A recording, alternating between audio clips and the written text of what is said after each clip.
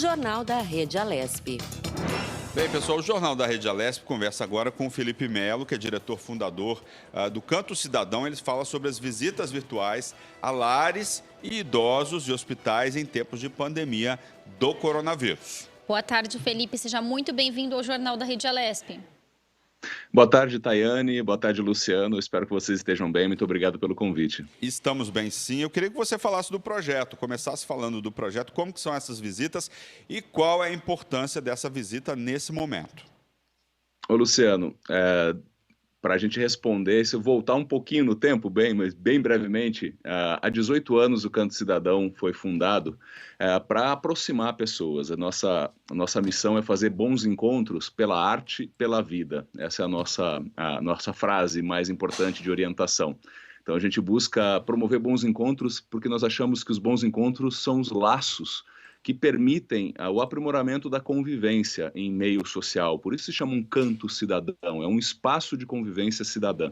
Então, ao longo dos 18 anos, desde 2002, a gente foi promovendo o voluntariado, principalmente como um instrumento de aproximar pessoas para fazer uma interferência nutritiva na sociedade. Então, a gente capacita voluntárias e voluntários para atuar em hospitais, junto ao público de escolas, outras organizações sociais, lares de pessoas idosas, comunidades de uma forma geral, por meio de manifestações artísticas e também de comunicação. Então, estou falando de palhaçaria, estou falando de teatro, de música, de atividades educativas e lúdicas nas brinquedotecas de hospitais e também por meio de apresentações teatrais para crianças que visitam a nossa sede, e a gente também vai às escolas e às ONGs com cenas teatrais. Agora, chegou a quarentena, algo que a gente não supunha, não imaginava, e estamos falando disso há meses, e a gente entendeu que no meio da quarentena, mais ou menos, ali por maio, que era a hora da gente encontrar uma forma de levar os nossos bons encontros também por meio da tecnologia. É o que a gente vem fazendo nos últimos 2 meses, junto a lares de pessoas idosas e também em hospitais pediátricos, de acordo com cada programa social que a gente tem. Fala um pouco para a gente, em virtude aí da pandemia, a organização, você falou das visitas virtuais, né? Como que é possível fazer esse trabalho com idosos em hospitais? Esses locais disponibilizam aí computadores, plataformas para essas pessoas? Ô, Luciano, tem uma coisa, assim, se você olhar friamente, tem tudo para dar errado, né? Porque a gente já tem uma limitação tecnológica no Brasil que é muito severa ainda, questões de internet. As organizações sociais, por exemplo, os lares de pessoas idosas, muitas vezes carecem de bons equipamentos. No entanto, apesar e a despeito dessas todas as possibilidades de dar errado, a gente percebe que a gente vai conseguindo fazer porque a gente faz um bom combinado com a casa. Então, a gente tem uma série de casas parceiras hoje. Registro aqui a importantíssima parceria com o Instituto Velho Amigo, que é uma organização social que fortalece outros lares de pessoas idosas, eles ajudam a desenvolver esses lares. Então, nós firmamos essa parceria para que a gente possa fazer uma rodada de visitas locais. Tem sempre o apoio de uma pessoa da casa, então tem alguma pessoa que trabalha ou na parte administrativa ali do lar de pessoas idosas e que coloca um equipamento, um computador ou às vezes uma televisão conectada à internet, e aí a gente entra com os nossos personagens de palhaço ou com o pessoal do cantoria que faz a parte musical, ou o pessoal que faz cenas teatrais. Agora, no fundo disso tudo, viu, Luciano, Tayane, quem está com a gente agora aqui, está a vontade da gente se acolher. Eu estava escutando a doutora falar sobre a relação do ser humano com os animais e o quanto isso promove bons vínculos, e no fundo a gente está falando da mesma coisa. O quanto a gente oferece, o quanto a gente se coloca à disposição para criar pontes, onde a gente vai se visitar. Então, apesar de ter a palhaçaria, você está vendo o narizinho de palhaço aqui, apesar de ter as manifestações musicais, cênicas, antes e mais importante que tudo isso é a gente conversar. Então, uma vez que a internet está funcionando, a câmera está ligada, o microfone também, a gente mergulha na história dessas pessoas. E haja história para contar. Quem convive frequentemente ou não com pessoa idosa sabe o quanto pode ser potente para essas pessoas a gente dizer: a sua história é interessante, me conta. E aí o papo rola. Felipe, na verdade a gente vem até batendo nessa tecla aqui no jornal quase que diariamente, né, que essa pandemia trouxe realmente um legado, né? Assim como você disse, no fundo a gente está falando da mesma coisa. Na verdade, a pandemia veio para mostrar o quanto a gente tem que prestar atenção uns nos outros, né? Então, dentro... Igual ele falou, né? Quer dizer, tinha tudo para dar errado essa iniciativa, né? Mas eu acho que tinha tudo para dar certo também por conta da vontade das pessoas em realizar essa iniciativa. Então, né, essa vontade é o que faz a diferença, né? E também é uma coisa que faz a diferença, faz muita diferença durante a pandemia, né? A gente saiu do modo automático, agora a gente teve tempo para olhar um pouquinho para o lado, né? Olhar para os idosos, enfim. E dentro disso que a gente está conversando, além dessas visitas virtuais, né? Quais são as outras atividades que a instituição está conseguindo desenvolver, né? Durante a quarentena e durante esse isolamento social? Olha, agradeço a pergunta, Tayane. E você disse uma palavra, e se não, ou foi você ou foi o Luciano que falou a palavra vontade. Quando eu faço a provocação de que tinha tudo para dar errado, eu estou fazendo, na verdade, uma alegoria, porque, no fundo, se a gente olha para o Brasil, se você olha a história brasileira, se você olha ainda os índices de desigualdade social que marcam tanto e machucam tanto, tanta gente, em especial alguns grupos, quem olha de fora fala, não dá para arrumar isso, tem tudo para dar errado. Então essa é a provocação que, apesar disso, quantas pontes a gente pode fazer por meio da vontade? A vontade está na base da palavra voluntariado, inclusive. Voluntas, em latim, e vontade em português. Então, a educação para a vontade também de nutrir aquilo que não é a família, que é fundamental, aquilo que não é a vida profissional, que também é fundamental, mas nutrir essa vontade de estar na sociedade, com os sócios e as sócias, de uma forma nutritiva, propositiva, que afirma a vida. Então, nesse sentido, só fiz esse parênteses para dizer sim, a vontade é determinante, a vontade de viver coletivamente, a vontade de oferecer as nossas inteligências, os nossos bons sentimentos para aprimorar a convivência. Isso a gente não aprendeu na escola de uma forma mais genérica, digamos assim, no seio da população. A maioria de nós não aprende isso na escola. A questão de cidadania, de convivência, de ética. A gente está muito afeito a outras questões de educação, normalmente para se passar no vestibular. E isso gera uma sombra muito ruim para termos de convivência. Por isso mesmo também, respondendo a sua pergunta, Tayane, a gente tem outras frentes de atuação que têm relação com a educação. Neste momento está acontecendo, desde o começo do ano, desde a quarentena começou, e a gente vai seguir no formato online com o que a gente chama de Canto Educa, que são eventos gratuitos, agora no formato online, disponíveis para o mundo inteiro, em que nós trazemos facilitadoras e facilitadores para conversar sobre temas importantes. Então nós temos eixos temáticos, muitas vezes trazendo a questão da arte como um gancho para a gente falar de convivência, de desenvolvimento humano e coletivo.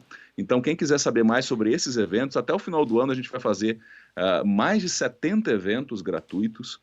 Então, fica à vontade para conhecer no cantocidadão.org.br. Lá tem uma agenda, os eventos até meados de setembro já estão divulgados. Eventos sobre música, teatro, contação de histórias, palhaçaria, comportamento humano, expressão corporal.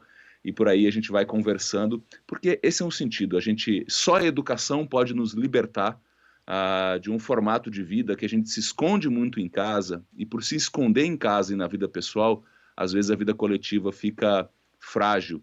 E também realizamos ações de apoio emergencial pela doação de kits básicos, pela doação de máscaras, pela doação de itens que comunidades vulneráveis necessitam. Então, essas são as frentes que a gente está fazendo, além de treinamento de voluntários que a gente vem fazendo também durante a pandemia. Vou dizer, a gente acredita muito no voluntariado. Não há um país sequer que conseguiu desenvolver-se em termos de desenvolvimento humano, de IDH, que não tenha no voluntariado, como cultura e prática, algo muito forte, viu, Luciano e Tayane? Me fala uma coisa, Felipe, quantas pessoas vocês esperam impactar, né, atingir até o final do ano com essas práticas? Olha, com as visitas, eu estou muito feliz com a adesão dos lares e dos hospitais. Os hospitais um pouco mais desafiadora a parceria, porque a gente está na pediatria, e às vezes é mais difícil a gente juntar, mas eu agradeço muito aos hospitais que estão aceitando essas visitas. E nos lares de pessoas idosas, a gente já tem 150 visitas previstas até dezembro, então é um número grande de visitas. Agradecer muito a galera do voluntariado, do Canto Cidadão, Doutores Cidadãos, Cantoria, a ATC, que são os programas de teatro, e o Encanta, que leva atividades lúdicas para os hospitais. Nosso objetivo atingir, entre todos os eventos que eu falei, pelo menos em torno de 5.000 pessoas até o final do ano. No Canto Cidadão, formato presencial, a gente tem a alegria de, ano a ano, levar atividades artísticas, culturais, a mais de 70.000 pessoas. E eu digo, a maior parte disso por meio do voluntariado. Então, por isso eu insisto nisso, que às vezes a gente fala, não tem dinheiro para isso, não tem dinheiro para aquilo, mas quando a gente traz a vontade das pessoas, capacita as pessoas para ir além da vida pessoal e profissional e também ir um pouco para o coletivo, 8 horas por mês, 4 horas por mês, a gente consegue multiplicar essas ações que nutrem a sociedade. Felipe, dentro dessa pergunta do Luciano, né, que ele perguntou quantas pessoas vocês pretendem impactar, eu entrei aqui no site de vocês, né, cantocidadão.org.br, e vi aqui o resultado final de 2019. Vocês tinham 377 voluntários atuantes, 73.953 pessoas beneficiadas, 40 instituições beneficiadas, entre hospitais, escolas, né, e outras. E hoje, o que vocês esperam com o número aí de voluntários também? O que a pessoa precisa fazer para ser voluntário aí do Canto Cidadão junto com vocês?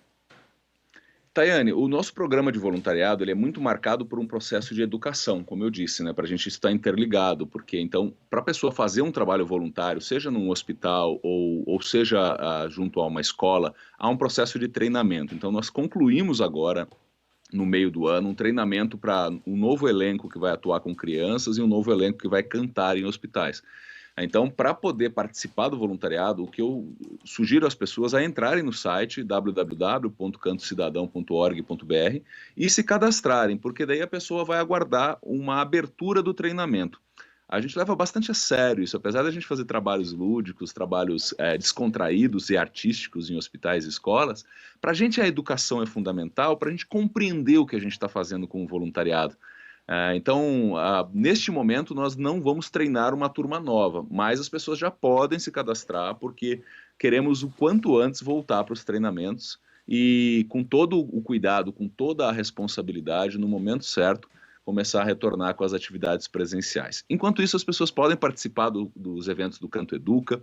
A gente tem uma campanha, como eu disse, chamada Canto Mobiliza, em que as pessoas podem doar a partir de R$10, ou podem doar, se forem empresas, podem doar produtos, para que a gente faça chegar a comunidades vulneráveis, especialmente da Zona Oeste. Temos uma parceria muito, muito valiosa com o PAC, que é o Projetos Amigos das Crianças. Fazemos chegar a doações até lá, e nessa Zona Oeste eles distribuem junto a famílias cadastradas, desde alimentos, itens de higiene e limpeza, entre outros itens. Então essas são as formas de se relacionar com o Canto Cidadão agora, e eu torço para que em breve, além desse relacionamento um pouco mais distante, a gente possa estar bem junto para poder nutrir mais o mundo.